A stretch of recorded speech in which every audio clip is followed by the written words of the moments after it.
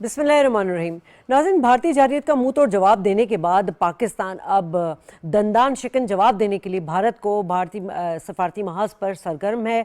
Prime minister Shahbaz शरीफ field marshal की क़यादत में अहम वज़रा के साथ इस वक्त 4 ममालिक के दौरे पर मौजूद हैं और यकीनन पाकिस्तान के जो दोस्त ममालिक के साथ ताल्लुकात जो हैं वो मिसाली हैं, जिसका गुज़िश्ता रोज़ हमने देखा था कि तुर्किया में मौजूद थे, जहाँ उनका वालाना इस्तकबाल किया गया था और तुर्किया सदर ने प्राइम मिनिस्टर शहबाज शरीफ साहब और फील्ड मार्शल सैयद आसिम मुनीर साहब को जिस तरह से वेलकम किया था वो आलमी मीडिया की जीनत भी बना रहा, हेडलाइंस भी बनी रही। उसके बाद हमने देखा कि आज प्राइम मिनिस्टर ईरान में मौजूद हैं, जहां उनकी ईरानी सदर से मुलाकात हुई और ईरान के सुप्रीम लीडर आयतुल्लाह खामनाई से मुलाकात हुई। तुर्किया का और ईरान का जो दौरा था वो इन दोनों ममालिक की दावत पर हमारा ये डेलीगेशन गया है यहाँ से। यकीनन प्राइम मिनिस्टर ने जो हालिया पाक भारत जो कशीदगी रही है, जो जंग रही है, उस पर जो हमारे दोस्त ममालिक का ताउन था और उनकी जो यकीन दहानी थी, पाकिस्तान की हिमायत थी, उसका एक शुक्रिया अदा करना भी था। लेकिन जो इस दौरे की सिग्निफिकेंस है वो कई लिहाज से अहम भी है। पाकिस्तान ईरान के हवाले से बात करूंगी कि अब से कुछ देर कबल जो है वो ईरानी न्यूज़ एजेंसी से इंटरव्यू में प्राइम मिनिस्टर ने ईरान के साथ जो ट्रेड है उसके हवाले से भी बात की कि 3 अरब डॉलर का जो ट्रेड है हमारी पहुंच चुकी है, लेकिन इसको 10 अरब डॉलर करने के हवाले से भी बात की जा रही, इकदाम लिए जा रहे हैं। साथ साथ दहशतगर्दी के हवाले से भी बात की कि पाकिस्तान और ईरान किस तरह दहशतगर्दी का मुकाबला करेगा और दहशतगर्दी को ख़त्म करना जो है वो न सिर्फ दोनों ममालिक के लिए बल्कि ख़त्ते के अमन और सलामती के लिए भी बहुत ज़रूरी है। प्राइम मिनिस्टर ने यह भी कहा कि जब तक कश्मीर फ़लस्तीन के मसाइल वहाँ के अवाम की उमंगों के मुताबिक हल नहीं होंगे तब तक खित्ते में अमन कायम नहीं हो सकता। नाज़रीन, इस दौरे का मकसद, जैसे कि मैंने पहले भी कहा कि इसके बड़े सिग्निफिकेंस है, लेकिन इसका एक अहम मकसद जो है वो ये भी है कि भारत जंग में पाकिस्तान की हिमायत के जो शुक्रिया अदा किया गया, लेकिन अब पाकिस्तान सिफारती महाज पर भारत को मज़ीद बेनकाब करने जा रहा है। भारत जो इतने बौखलाहट का शिकार है, शिकस्त से बिल्कुल बिफरा हुआ है कि पहले उसने जंग की, उसके बाद उसने पानी रोकने की बात की, फिर उसने बुज़दिलों की तरह बलूचिस्तान खुजदार में मासूम बच्चों की जो स्कूल बस थी उसको टारगेट किया, मासूम बच्चे शहीद हुए और अब वो सिफारती चाल चलना चाह रहा है और चाह रहा है कि पाकिस्तान को मुआशी तौर पर कमज़ोर किया जाए, क्योंकि इस वक्त उसको पाकिस्तान के अलावा कोई नज़र नहीं आ रहा और उसको ये भी बहुत बड़ा ख़तरा है कि पाकिस्तान जिस तेज़ी के साथ मुआशी तरक्की कर रहा है, यकीनन भारत के लिए सो कॉल्ड जो खित्ते की बालादस्ती है, चौधराहट है, वो सब ख़त्म होती हुई नज़र आ रही है। पहले उसने IMF पर एतराज़ किया कि पाकिस्तान को क्यों बेल आउट पैकेज दिया जा रहा है, अब जो है गुमराहकुन प्रोपेगेंडा कर रहा है कि पाकिस्तान को दोबारा ग्रे लिस्ट में शामिल किया जाए। मगर वो इस पर भी बेनकाब हो चुका है, क्योंकि पाकिस्तान ऑलरेडी बहुत पहले से ये बताता चला आ रहा है कि बलूचिस्तान में, पाकिस्तान में जो दहशतगर्दी हो रही है उसको, जो उसकी प्रॉक्सी जो है वो इंडिया से हो रही है, वो वहाँ से सपोर्ट किया जा रहा है। सिर्फ यही नहीं बल्कि टेररिस्ट फाइनेंसिंग भी भारत की जानिब से की जाती है। और सिर्फ पाकिस्तानी बात नहीं कर रहा, अब तो मगरबी ममालिक से ये आवाज़ें आनी शुरू हो चुकी हैं कि भारत एक टेररिस्ट स्टेट जो है वो डिक्लेयर हो चुका है। जिस तरह से लोगों को कत्ल करने के लिए उजरत पे कातिलों को लेता है, उनकी फाइनेंसिंग करता है, ये तमाम चीज़ें सामने आ रही हैं। इसी पर बात करेंगे हम, और कि हमारा जो सफारती महाज है वो कितना सरगर्म है और क्या कुछ करने की ज़रूरत है। अपने गेस्ट का तारुफ करा दूँ, स्टूडियो में मौजूद है साबिक सफ़ीर नासिर अली खान साहब, हमारे साथ पाकिस्तान पीपल्स पार्टी से ज्वाइन कर चुके हैं, बड़े मोअज़्ज़ज़ मेहमान है मिर्ज़ा इख्तियार बेग साहब, कुछ ही देर में हमें नून लीग का मौक़िफ़ भी आ जाएगा। तीनों मेहमानों को शुक्रिया अदा करना चाहूँगी। मिर्ज़ा इख्तियार बेग साहब, चूँकि आप लोग की हुकूमत इत्तेहादी हैं आप लोग, और पहले भी आप लोगों ने एक टेन्योर गुजारा साथ में, इस बार भी मुख्तलिफ इस लिहाज से रहा कि माशाअल्लाह अल्हम्दुलिल्लाह जिस तरह पाकिस्तान आप लोगों की हुकूमत के, ये जो इत्तेहादी हुकूमत के साथ मुआशी तरक्की कर रहा है, सिफारती तरक्की कर रहा है, हमने भारत को, मतलब उसका जो एक घमंड था उसको पाकिस्तान ने तोड़ा। हमारे अफवाज पाकिस्तान ने जिस तरह से दुनिया में अपनी सलाहियतें मनवाई। सर, क्या नज़र आ रहा है अब जो पाकिस्तान दोस्त ममालिक के दौरे पर है, इसकी क्या अहमियत नज़र आ रही है? देखिए, पहली चीज तो यह है कि हम दुनिया को ये बतलाना चाहते हैं कि भारत जो हमें डिप्लोमेटिकली आइसोलेशन में लेके जाना चाहता था और वो ये कहना चाहता था कि पाकिस्तान तनहा अकेला है और कोई मुल्क उसका साथ नहीं दे रहा है, आज अल्लाह ताला ने यही चीज उसके ऊपर पूरी बैठती है कि इंडिया तनहा है और सिवाय इजराइल के कोई मुल्क जो है उसके बारे में कोई बयान तक देने के लिए तैयार नहीं है। हेल्प करना या दिफाई मदद करना बहुत आगे की बात है। आपको ये सुन के बड़ी खुशी होगी कि 3-4 फ्रंट पे इन्होंने कोशिश की थी भारत ने कि वो पाकिस्तान को जो है वो डैमेज करे। सबसे पहले तो ये डिप्लोमेटिकली था اس میں میں نے آپ کو بتایا ہے کہ وہ فیل ہو گئے ہیں اور پاکستان کو ان ممالک کی سپورٹ حاصل ہوئی ہے جس میں چائنا، سعودیہ، یو اے ای، ترکی، ایران، آذربائیجان اور تاجکستان جیسے وہ ممالک ہیں جنہوں نے کھل کے ڈھکے چھپے الفاظوں میں نہیں، کینڈیڈلی انہوں نے پاکستان کی حمایت کر دیا ہے۔ اس میں کچھ کنٹری کے اوپر ترکی اور آذربائیجان پہ انہوں نے بینڈ وغیرہ جی لگایا ہے، جی انڈیا نے گوڈس نہیں خریدی جائیں گی، لیکن ان کا جواب مجھے بہت پیارا لگا کہ ہم کیلکولیٹر ہاتھ میں لے کے رشتے نہیں بناتے، یہ رشتے ہمارے دلوں کے رشتے ہیں، مذہبی ہمارا اٹیچمنٹ ہے، اور پھر بھی ضرورت پڑی تو ہم اسی طرح ساتھ کھڑے ہوں گے۔ یعنی کتنی بڑی بات ہے، آپ فیوچر کے لوگ، چائنا نے بھی یہی کرا۔ میں نے چائنا کے قونصل جنرل کو گھر پہ شکریہ کے لیے بلایا، جتنے مہمان آئے تھے سب نے پھولوں سے ان کی گاڑیاں بھر دی تھی، جاتے ہوئے اس کے آنکھوں میں آنسو تھے، اور اس نے ایک جملہ بولا کہ نیکسٹ ٹائم اگر آپ پاکستان کی ساورنٹی کے اوپر کوئی اٹیک ہوتا ہے تو ہم اس سے زیادہ لیتھل مولک جو ہوتا ہے وہ بھارت کے سامنے پیش ہوں گے۔ تو ہمارے نے ڈپلومیٹیکلی بھی اللہ تعالیٰ نے ہمیں کامیابی دی، اکنومیکلی میں آئی ایم ایف کا جو بورڈ کا سینئر وائس پریزیڈنٹ تھا وہ انڈین تھا، اور مجھے اورنگزیب صاحب نے جو فائنینس منسٹر انہوں نے بتایا کہ اس کی پوری کوشش تھی کہ وہ بورڈ میٹنگ کو ڈیلے کرا دے، اپنا ایجنڈا جو ہے وہ ڈیفر کرا دے، لیکن اللہ تعالیٰ کا شکر ہے کہ پاکستان کی معاشی کارکردگی اتنی اچھی تھی اور اتنی امپریسو تھی کہ آئی ایم ایف نے کہا کہ نہیں یہ کوئی جواز نہیں ہے، وقت میں میٹنگ ہوئی اور انہوں نے دونوں فائنینسنگ ہماری 1.1 بلین کی سٹینڈ بائی لون اور 1.3 بلین کا کلائمیٹ فائنینسنگ کے ہم کو اپروو کر دیا، اور انشاءاللہ جلدی ہمیں یہ فنڈز مل جائیں گے۔ پھر ٹھیک ہے اس نے ڈیفینس میں اسی چودراہت، سپریمیسی اور وہ اور اسرائیل مل کے اس خطے میں ہمارے ریجن میں سپریمیسی رکھنا چاہتے تھے۔ ٹھیک ہے اللہ تعالیٰ نے کچھ اور سوچا ہوا تھا، بے شک اور وہ تھا کہ اس خطے کا جو شہنشاہ ہے وہ پاکستان اور چین نکلے گا، اور چین اور پاکستان نے جو دفاعی طاقت دکھائی، جو مہارت، جو اسکل دکھائی، جو رافیل ٹیک آف ہو کے اسکرین بلینک ہو گئے، جو 10 ایئر بیسز یہاں پہ چینی میزائلوں سے شوٹ ہوئے، جو واکس جن کو یہ سمجھتے تھے اور چائنیز جہازوں سے ہم نے حملہ کرا، 6 جہاز گرائے، تو پھر ان کا فون ہوا ہے یو ایس کے صدر ٹھیک ہے ڈونلڈ ٹرمپ۔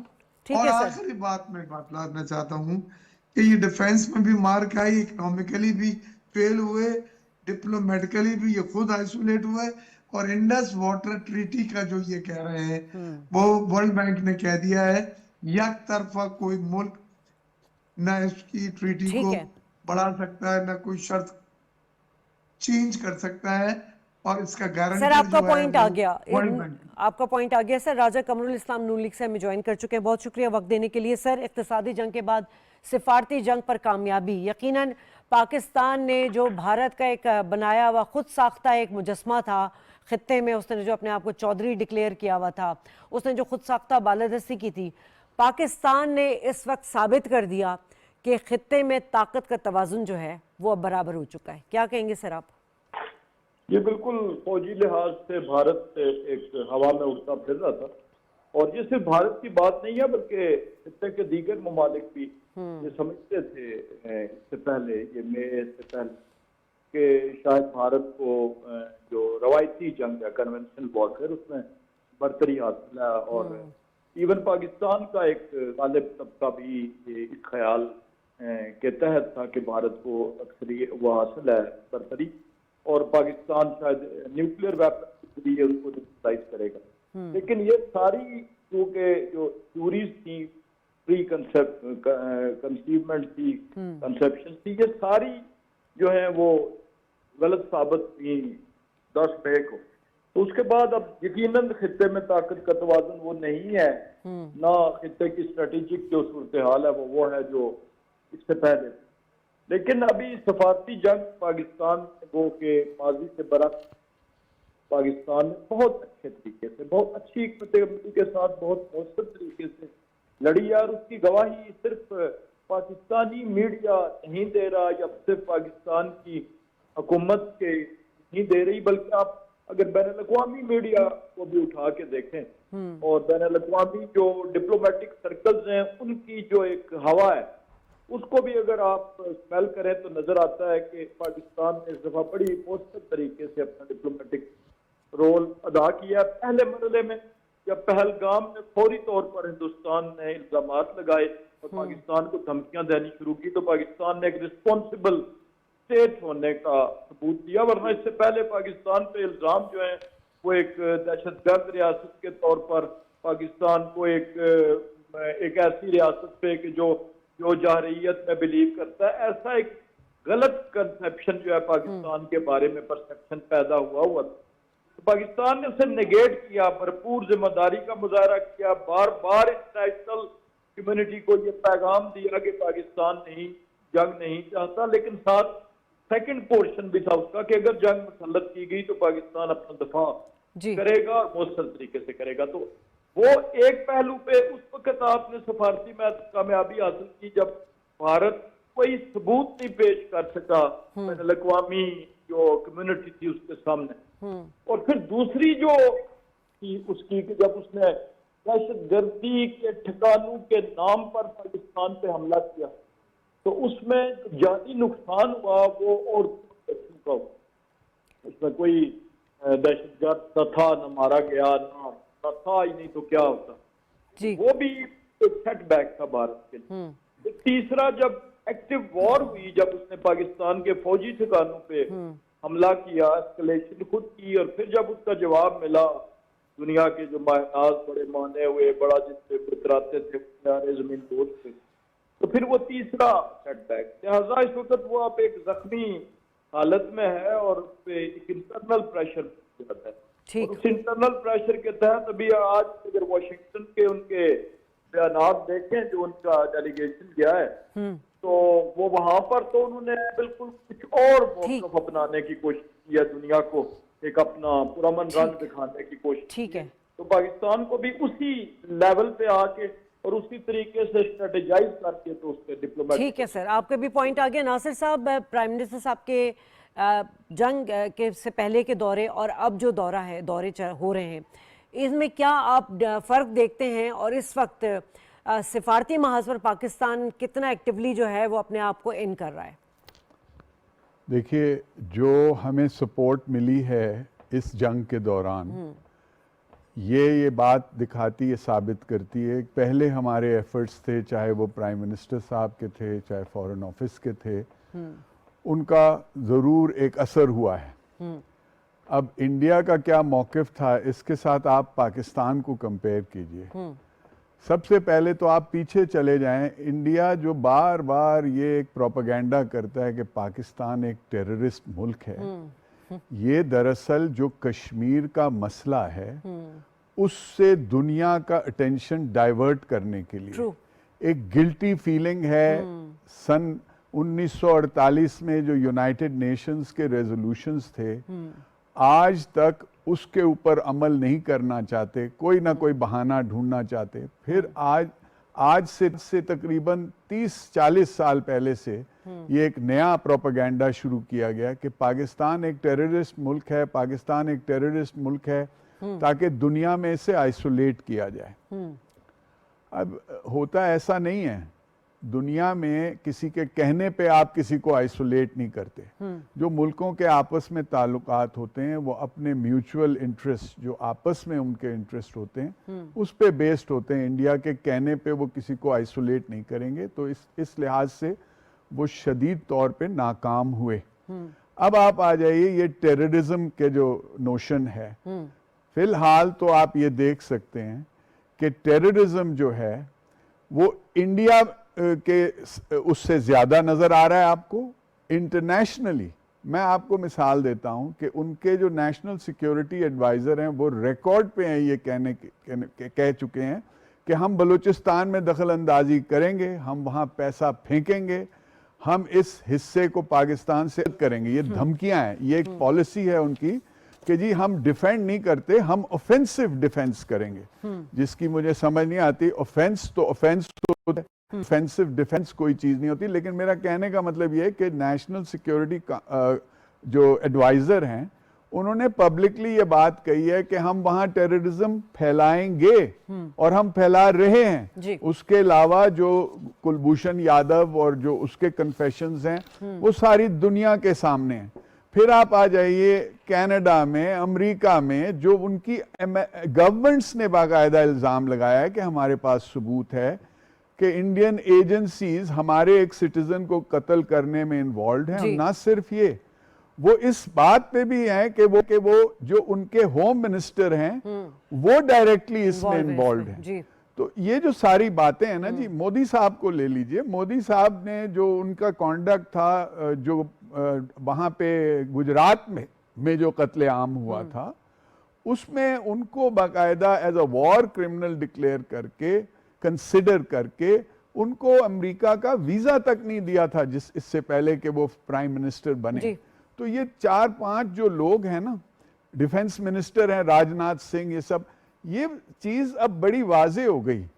دوسری بات جو میں سمجھتا ہوں کہ انڈیا کا جو فورن افیئرز میں جو ایک موقف تھا, جو کہ اس جنگ کے لحاظ سے ان کو اتنی سپورٹ نہیں ملی, میں سمجھتا ہوں اس میں ایک بہت انٹرسٹنگ اور بڑا فیکٹر یہ تھا کہ ان کے جو فورن منسٹر صاحب ہیں, جے شنکر صاحب, وہ جہاں جاتے ہیں ان میں ایک گھمنڈ, ان میں ایک غرور پایا جاتا ہے.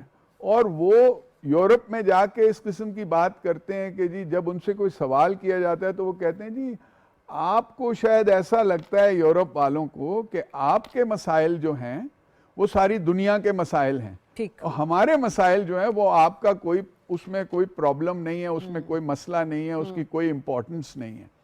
تو اسی طرح انہوں نے, کسی نے پوچھا کہ جی آپ روس سے سینکشنز کے باوجود تیل کیوں لے رہے ہیں, انہوں نے کہا جی ہم تو اپنا انٹرسٹ دیکھتے ہیں. ارے بھائی, اگر آپ صرف اپنا انٹرسٹ دیکھتے ہیں اور آپ انٹرنیشنل کمیونٹی سے آپ کا کوئی تعلق نہیں ہے, تو پھر ظاہر ہے روس سے, پھر آپ دیکھیں ایران پہ سینکشن لگی ہوئی تھی, ایران سے لے رہے تھے. اختیار بیگ صاحب, میں آپ سے اسی کا جواب لے لیتی ہوں. سر, ابھی یہ جو آئی ایم ایف کے بعد اب ایف اے ٹی ایف میں گرے لسٹ میں, کیونکہ میرا خیال ہے اب جون میں ایف اے ٹی ایف کا اجلاس بھی ہونے والا ہے, اور یہ چاہ رہا ہے بھارت کے, بس جو 2022 میں گرے لسٹ سے جب پاکستان نکلا تھا اور جو کچھ قانونی شرائط تھی اس کی تعمیل کا جو وعدہ کیا تھا پاکستان نے, اس کو لے کر ایک ڈرامہ رچانا چاہ رہا ہے.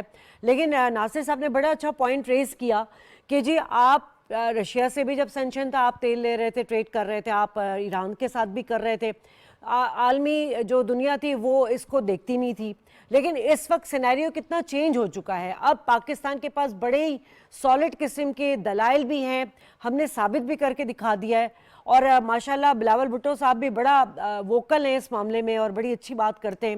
تو ہمیں اس وقت کتنی ہیمرنگ کرنے کی ضرورت ہے اوور آل بات کرنے کی کہ بھائی ٹیرر فائننسنگ میں بھی بھارت ملوث ہے, بھارت جن ممالک میں سینکشن ہے ان سے کے ساتھ آئل بھی لے رہا ہے, اور بھارت جو ہے وہ پاکستان کو ڈکلیئر کر رہا ہے کہ دہشت گرد ملک ہے. جی دیکھیے, بھارت کا اس بار پہلے بار جو نیریٹو ہے اور جو اس کا موقف ہے وہ بغیر پیروں کے تھا اور دھڑم سے گر پڑا. جب پاکستان نے یہ آفر کرا کہ ہم انڈیپینڈنٹ جو ہے انکوائری کے لیے تیار ہیں, آپ کسی بھی انڈیپینڈنٹ باڈی کو اپوائنٹ کر لیں اور آپ ان کو شواہد دے دیں, اور اگر وہ یہ ثابت کر دیتے ہیں کہ پاکستان پر اگر میں ملوث ہے تو جو چور کی سزا وہ ہماری سزا.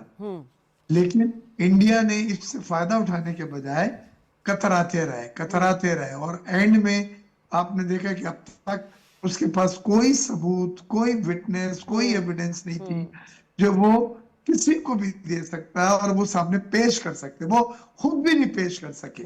تو پاکستان کا یورپ اور دوسرے ممالک نے جنہوں نے انڈیا کا ساتھ نہیں دیا, ان کا بڑا سافٹ کارنر اسی دن سے ہو گیا تھا پاکستان کے بارے میں کہ یہ جو ہے ایکسپلائٹ کر رہے ہیں, مینوپلیٹ کر رہے ہیں. اگر ثبوت نہیں دیتے, ان کی انڈیپینڈنس انکوائری کا آفر نہیں وصول کر رہے, تو ان کا دل کالا ہے. اور ہوا بھی یہی پھر. تو اس بار تو انڈیا کا جو نیریٹو ہے بری طرح فیل ہو گیا کہ پاکستان میں یہ دہشت گردی میں ملوث ہے، کیونکہ وہ اب تک جب میں آپ سے بات کر رہا ہوں کوئی ثبوت نہیں دے سکا ہے۔ ایران کی جو آپ بات کری تھی، ایران کی ٹریڈ ہماری $3 بلین ہے، جی اور ابھی انہوں نے یہ ایگری کرا ہے کہ اس کو ہم نے $10 بلین بلین کی طرف لے کے جانا ہے۔ ایران کے ساتھ ہمارا ایک بہت بڑا ایشو ہے، لیکن وہ اس کا بھائی پناہ ہے، لحاظ مروت ہے، بڑا پن ہے، پڑوسی کا حق ادا کرنا ہے، وہ کہ پاک ایران گیس پائپ لائن کا منصوبہ جو پاکستان نے ایران نے سائن کیا تھا، اور جی ایران سے گیس پاکستان آنی تھی، ایران نے اپنے حصے کا گیس کی پائپ لائن ڈال دی ہے، جی پاکستان کے حصے کا ایک معمولی پورشن رہتا ہے، لیکن امریکن سینکشن کی وجہ سے پاکستان جو ہے ٹھیک اس ہے کو پورا نہیں کر پا رہا ہے، لیکن اس کے لیے بھی ہمیں حل نکالنا ہوگا، ہمیں امریکہ سے ٹیک اپ کرنا ہوگا۔ ایک تو ہمیں یہ گیس سستی پڑے گی اور اس کی ضرورت ہے، اور دوسرے اس کا انفراسٹرکچر بالکل تیار ہو چکا ہے، یہ بالکل ریڈی ہے، اور ایران کے پاس ایران مجاز ہے کہ وہ پینلٹی چارج کرے جو 6-7-8 بلین ڈالر میں جمع ہو گئی اب تک ٹوٹل ڈیلے کی وجہ سے۔ تو اللہ نہ کرے، یہ اس کا بڑا پن ہے کہ وہ ہر بار ایکسٹینشن بھی کر دیتے ہیں، مینیٹوریم دے دیتے ہیں، ٹھیک اور کوئی نہ کوئی حل والی کی باتیں کرتے ہیں۔ پھر ٹھیک ہے اوپننگ آف بینک اکاؤنٹ بڑے ضروری ہیں۔ اگر آپ کہتے ہیں کہ $10 بلین کی ہماری ٹریڈ ہوگی ایران کے ساتھ، تو جب تک آپ کے بینکنگ نیٹ ورک نہیں ہوگا ہاں صحیح آپ آدھا بھی نہیں کر سکتے۔ لہذا دونوں ممالک میں طے ہو چکا ہے 3 بینک پاکستان کے ایران میں کھلنے، اور 3 بینک ایران کے پاکستان میں کھلنے ہیں، لیکن وہ پھر امریکن سینکشن اس میں آ جاتی ہے اور چیز جو کھٹائی میں پڑ سر جاتی ہے۔ تو یہ بھی اب تو صورتحال بہت چینج ہو چکی ہے، اب تو امریکہ بھی چاہ رہا ہے کہ ہمارے ساتھ ٹریڈ کریں، ہمیں آئیڈیل ملک قرار دے دیا گیا، ہماری پروڈکٹس جو ہیں ان کی تعریف بھی کی گئی ہے، تو اب تو سینیریو چینج ہو چکا ہے اختیار بیگ صاحب۔ جی بالکل آپ سے کہہ رہی ہیں، ہمیں امریکہ نے 3 چیزیں ہمیں دے رہا ہے۔ وہ ایک تو ابھی ہمارا ڈیلیگیشن جا رہا ہے کامرس منسٹری کا، ہم نے اپروو کرا ہے اسٹینڈنگ کمیٹی کامرس میں، ہم ان سے ٹریڈ ڈیفیسٹ کم کریں گے، ان کا $3 بلین کا تجارتی خسارہ ہے، یعنی وہ امپورٹ جو ہے ان کی پاکستان سے جو ہے وہ تقریباً $3 بلین کا ٹریڈ ڈیفیسٹ ہے، اس کو کم کرنے کے لیے وہ کہتے ہیں ہم کم کریں گے ٹھیک تو ہمیں $1 ٹھیک ہے، ارب چلیں آپ کا پوائنٹ آ گیا سر۔ اور راجہ کمرول آدھے اسلام ارب صاحب ڈالر جو ہے جی سویا بین جی اگر ہم لے لیتے ہیں تو امریکہ ہمیں مزید کنسیشن دینے کو تیار ہے، ٹھیک ہے تو راجہ انشاءاللہ ہماری امریکہ سے ٹریڈ بڑھے گی۔ ٹھیک ہے انشاءاللہ جی۔ راجہ کمرول اسلام صاحب، اس وقت بھارت کے سینے پہ کتنے سانپ لوٹ رہے ہوں گے کہ ایک طرف تو امریکہ ہماری تعریفیں کر رہا ہے، دوسری طرف ہمارے دوست ممالک مثالی تعلقات ہیں، دورے ہو رہے ہیں، فیلڈ مارشل صاحب ہمارے اس دورے میں ساتھ ساتھ ہیں، کیا سوچ رہا ہوگا بھارت اس وقت؟ یقیناً کوئی مکرو چال چلنے کی سازش میں لگا ہوا ہوگا۔ دیکھیں بھارت کے جتنے اندازے تھے، عسکری اندازے، سفارتی اندازے، وہ سارے اللہ کا کرم ہوا اور پاکستان کی حکمت عملی تھی کہ وہ سارے جو ہیں وہ منہ کے بل گرے، اور اس میں یہ سفارتی جو توقعات تھیں اس کو ورلڈ پاور سے، بالخصوص یونائٹڈ اسٹیٹس سے، روایتی طور پر روس اس کا حمایتی تھا، اور آپ پاکستان کی بھارت سے جتنی بھی پہلی جنگیں دیکھیں اس میں ہمیشہ روسی ہتھیاروں کے بل پہ، روسی طیاروں کے بل پہ، یہ مگ جہاز جو تھے رشین تھے بیسیکلی، یہ سارے اس کی بنیاد پہ اس میں ہمیشہ سر وہ S-400 بھی رشین ہی تھا، وہ بھی رشین تھا جی تو، لیکن روس سے بھی ان کو وہ والی امداد نہیں ملی، اور بڑی بات یہ ہے کہ کسی ایک ملک کی اس ہائٹ آف دا وار پہ انڈیا کو نہیں ملی مدد، پاکستان کو تو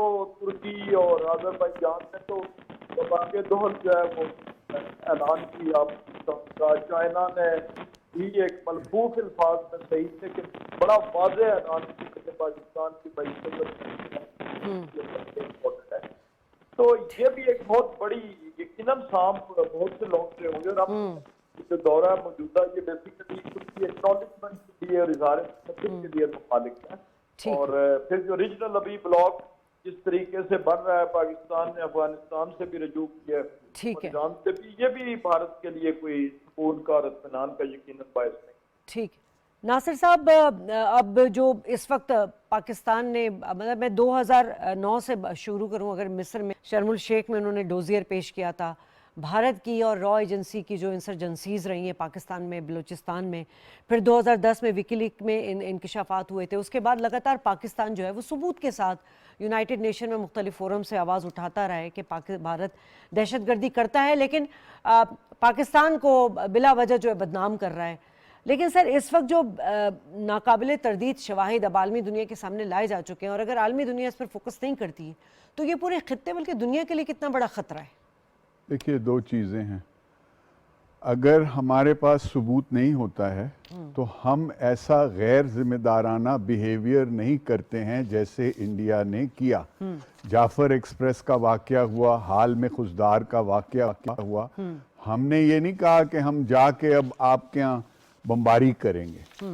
یہ بات جو ہے یہ دنیا کو سمجھنی چاہیے کہ یہ ایک بہت خطرناک خطہ ہے، اور یہاں پہ اگر انڈیا جیسا ملک اتنا اررسپانسبل، غیر ذمہ دارانہ بیہیویئر کرتا ہے کہ بغیر ثبوت کے وہ اٹیک کر دیتا ہے، اور اس میں جو ایسکلیشن لیڈر ہوتا ہے کہ جیسے بات بڑھتے بڑھتے بڑھتے اس حد تک پہنچ سکتی ہے کہ بڑے آسانی سے نیوکلیئر وار ہو سکتی ہے.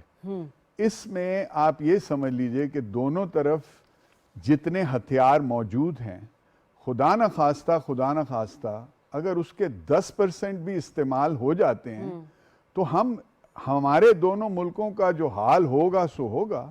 لیکن آپ کسی سائنٹسٹ سے یہ پوچھ لیجئے کہ اگر 10% ہمارے ہتھیار یوز ہو جائیں گے تو پوری دنیا میں ایک نیوکلیئر ونٹر ہوگا. اس کا جو فائنل بگولا ہوتا ہے، اس میں سے جو ایش اٹھتی ہے اور وہ پورے ایٹماسفیئر میں پھیلتی ہے، اس سے ایک نیوکلیئر ونٹر ہوتا ہے. دھوپ کم ہو جاتی ہے یا تقریباً ختم ہو جاتی ہے. دنیا کی 40% غذا کی جو پیداوار ہے وہ کم ہو جائے گی. آپ اندازہ لگا سکتے ہیں کہ اس سے کتنے ملکوں میں فاقے ہوں گے. یہ ایک میں چھوٹی سی آپ کو مثال دے رہا ہوں. تو ایسے سچویشن میں اگر انٹرنیشنل کمیونٹی یہ سمجھتی ہے کہ انڈیا جس طرح کا اررسپانسبل بیہیویئر کر رہا ہے، اس کو اس میں معافی مل جانی چاہیے. میں سمجھتا ہوں یہ بہت بڑی غلطی ہوگی، کیونکہ آئندہ بھی یہ اس قسم کی حرکت کر سکتے ہیں. انہوں نے ایک بریفنگ دی تھی اپنے فارن آفس میں، جو وہاں پہ سفارتکار دلی میں موجود ہیں. اس میٹنگ میں سے نکلتے ہوئے اکثر سفارتکاروں نے یہ کہا کہ جناب ہمیں تو کوئی ثبوت نظر نہیں آیا. لہٰذا جیسے میں کمپیئر کر رہا ہوں، آپ کا سوال یہ تھا کہ ہم نے جگہ جگہ ثبوت دیے ہیں، اور اس کے باوجود ہمارا بیہیویئر جو ہے وہ بڑا ذمہ دارانہ ہے. ہمیں بڑی اچھی طرح پتا ہے کہ جو جنگ ہے، جنگ کا پورا پیراڈائم بدل چکا ہے. یہ سرپرائز تو انڈیا کو ملا ہے نا. ہمیں تو پتا تھا، اگر ہم چاہتے کہ ہم چڑھائی کر دیتے تو ہم بھی یہ کر سکتے تھے. ایسی بات نہیں ہے کہ ہم ڈرتے تھے، لیکن ہم نے ایک رسپانسبل بیہیویئر اپنایا ہے کہ دنیا کو پتا چلے کہ یہ سارا جو پروپیگنڈا ہے، ٹیررزم، جتنے ہم وکٹم ہیں ٹیررزم کے، میرے خیال میں دنیا کا کوئی ملک وکٹم نہیں ہوگا. تو ہم تو چاہیں گے کہ دنیا کمیونٹی کے ساتھ مل کے ٹیررزم کو فائٹ کریں. ہم انڈیا سے جب بات کرنا چاہتے ہیں، 2014 سے وہ ہم سے بات کرنے کو تیار نہیں ہے. کبھی کہتے ہیں جی صرف ہم اس پہ بات کریں گے، اس پہ بات کریں گے. سارا پرابلم شروع کشمیر سے ہوتا ہے. پہلے وہ دنیا کو جسٹیفائی کریں کہ جس بیسس پہ پارٹیشن ہوا تھا، اس بیسس پہ ایک مسلم میجورٹی پروونس جو ہمارے ساتھ لگا ہوا ہے، وہ حیدرآباد دکن نہیں ہے، ہمارے ساتھ لگا ہوا ہے، وہ آپ کیسے قبضہ کر کے بیٹھے ہوئے ہیں؟ اس کی ایک لمبی کہانی ہے. ٹھیک ہے. اور آپ نے بڑی اچھی بات کی کہ اب سرپرائز تو انڈیا کو مل رہا ہے، کیونکہ دفاعی طور پر ہم نے اس کو مات دی.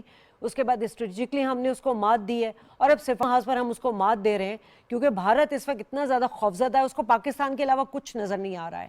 یقیناً میں یہ جو ہمارا ٹاپک ہے یہ بڑا ہی انٹرسٹنگ بھی رہا اس حوالے سے بھی کہ پاکستان اب پروف کے ساتھ جو ہے اور اب اپنے آپ کو ایک دفاعی طور پر منوا کر دنیا کے سامنے جو ہے اس وقت اپنی ڈپلومیسی جو ہے وہ دوبارہ اس چینل کو موبلائز کر رہا ہے اور یقیناً اس کا امپیکٹ اچھا ہی پڑے گا.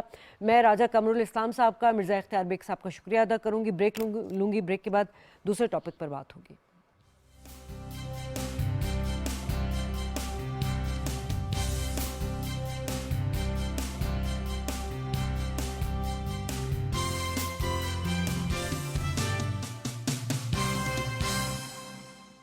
ویلکم بیک ناظرین, اور اب بات ہوگی غزہ میں جہاں اسرائیلی جارحیت بڑھتی چلی جا رہی ہے اور ایک اور سیاہ دن قیامت کے منظر ہمیں نظر آئے.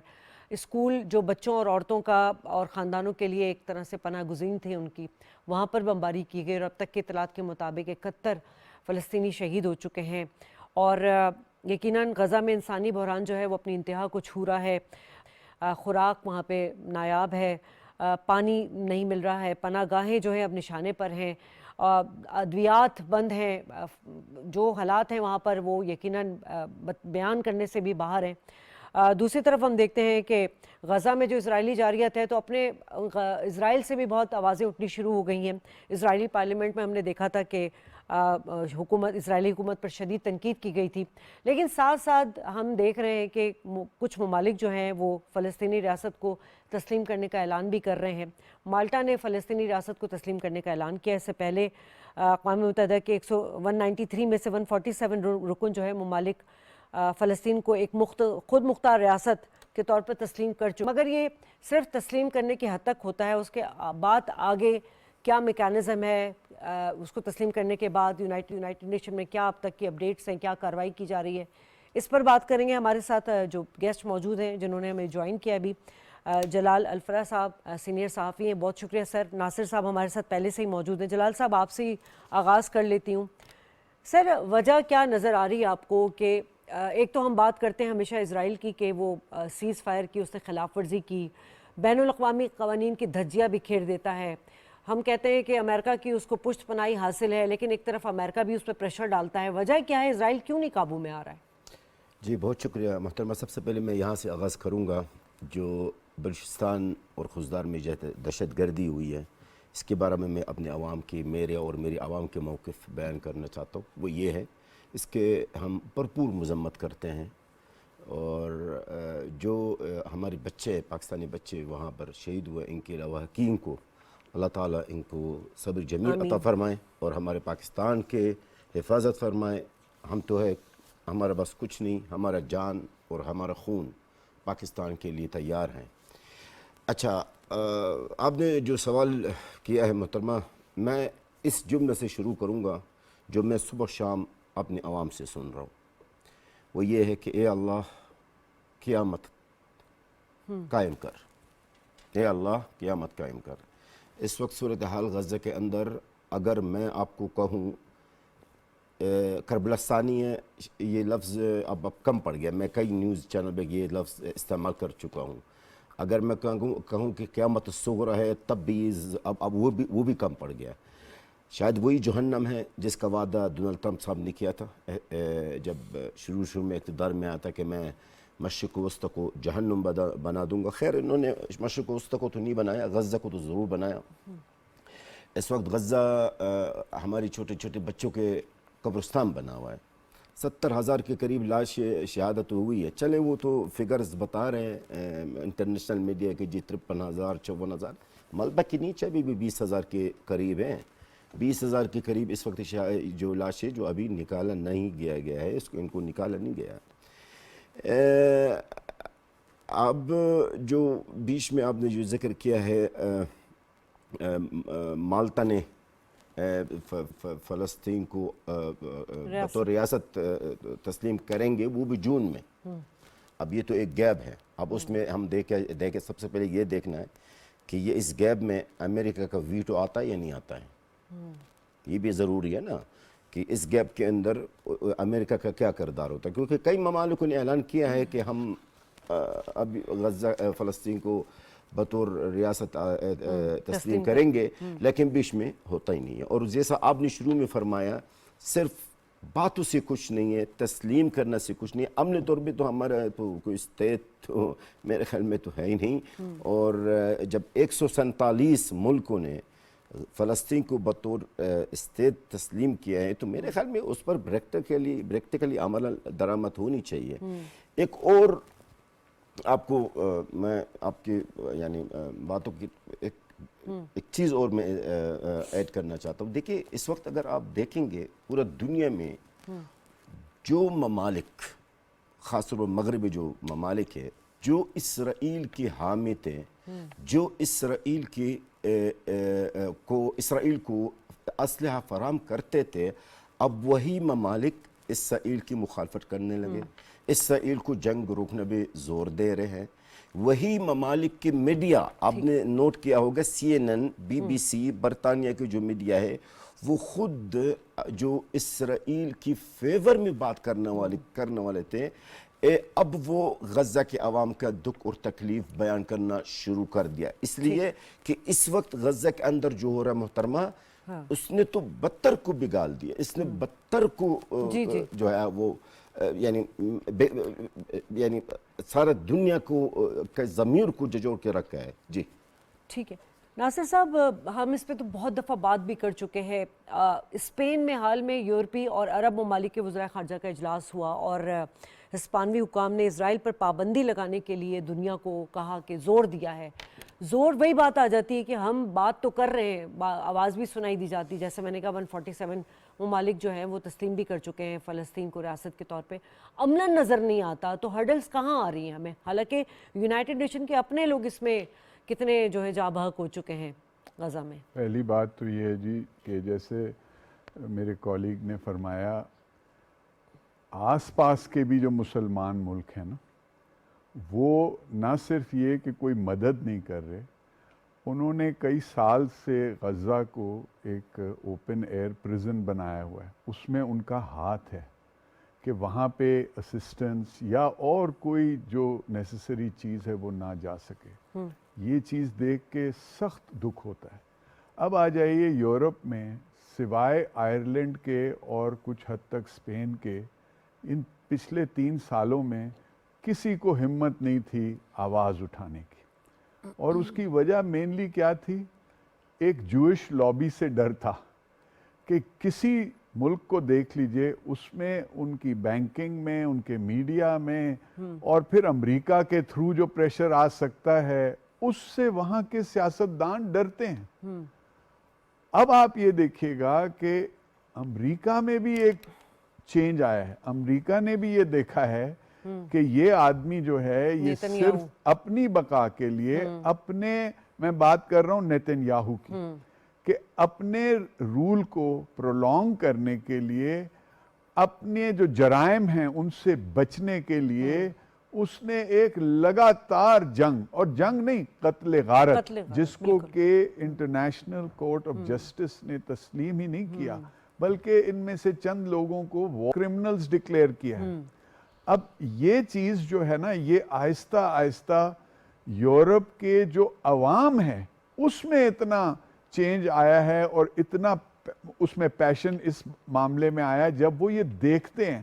مثال کے طور پہ آپ نے کہا کہ جی ہم غزہ میں گھس رہے ہیں تو جو سویلین پاپولیشن ہے اس کو ہم چاہتے ہیں کہ وہ موو کر جائے نارتھ کی طرف.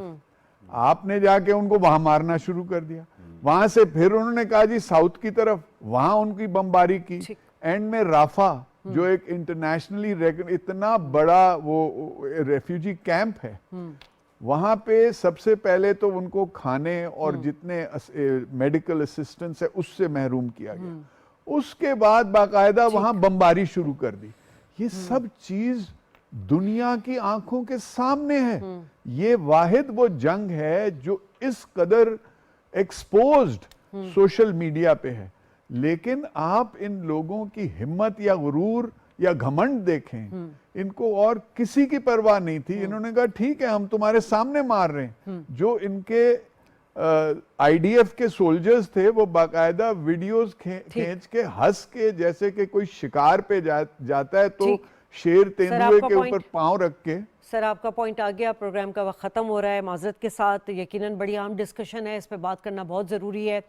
इस वक्त यूनाइटेड नेशन में जून में कॉन्फ्रेंस होने जा रही है जो कि सऊदी अरब और फ्रांस की मुश्तरका सदारत में हो रहा है। सबसे पहले तो गज़ा में जारी खून रेज़ी को ख़त्म करना है, वहाँ पे इमदाद फराहम करना है, उसके बाद सबको सर जोड़ के बैठना है कि इस मसले का हल किस तरह निकाला जाए। प्रोग्राम से इजाज़त, अल्लाह ने के पान।